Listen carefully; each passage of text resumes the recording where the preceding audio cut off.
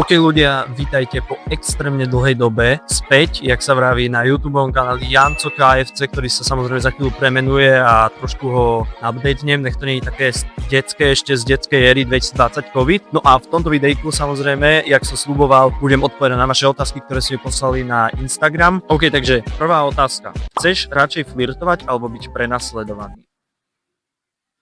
OK, podľa mňa tejto otázke by mohlo ísť viacej významov, ale ak to myslíš tak, že akože aby so mnou niekto flirtoval, tak asi to druhé, pretože to je lepšie proste a jednoduchšie. Ako vnímaš celú 6-7 propagandu? Ja si myslím, že to prospieva perverzným a handicapovaným ľuďom.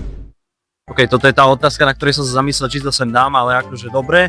Tak 6-7, robil som si z toho srandu, ale už mi to príde také trošku mŕtve a to s tým perverzným a handicapovaným ľuďom, to už sa nevyznám, to expert asi si ty. Som horný. Ja som tyčinka banánová korny. Máš krásne vlásky. Ďakujem, posielam sedmokrásky. Bol by si kamoš s výhodami?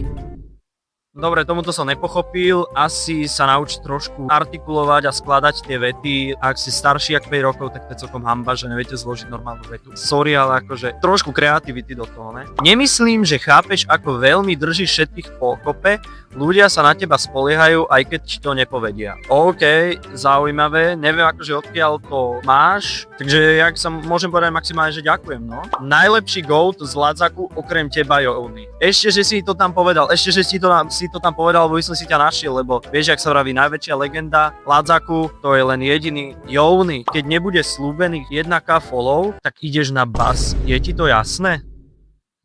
Fakt, že nie, ja nepôjdem jak vajcohlav, neviem odkiaľ bereš takéto stávky, ale určite takú debilinu by som zase z papule nevypustil. Fakt, že ne, zase mám seba hodnotu. Ktorý priateľ pozná všetky tvoje tajomstvá? No to bude asi Marko, no tak poznám sa s ním od škôlky, tak asi on bude najviac toho vedieť. Komu píšete najviac? Najviac píšem, že ja sám sebe, pretože ja vždy, keď ma niečo napadne, tak si to posielam sebe do chatu a každý deň aspoň niekoľkokrát, len proste potom tak vyzerá. Pošlem, stratím sa už v tom a už nič nenatočím, takže musím si v tom spraviť poriadok. Koho máte práve teraz radi? Úplne všetkých ľudí, ktorí nerobia hovadiny, je jedno, jak už vyzerajú, ide o to, čo robia. Keď robia dobre, tak absolútne nemám žiaden problém sa s nimi porozprávať, nedaj Bože aj kamošiť. Chystáte sa na tetovanie?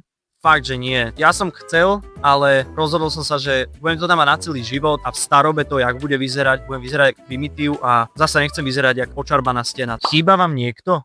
Tak asi každý zosnulý z mojej rodiny a taktiež aj proste každý zosnulý jednoducho, no proste už tu nikdy nebude, takže môže vás niekto pozvať na rande?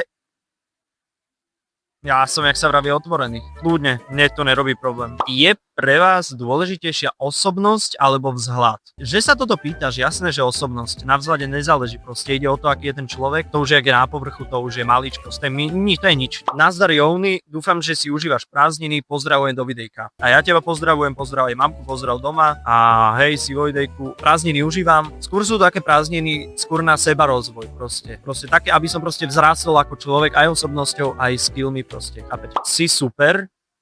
Ďakujem, verím, že aj ty si super. Páči sa ti niekto z tvojej triedy?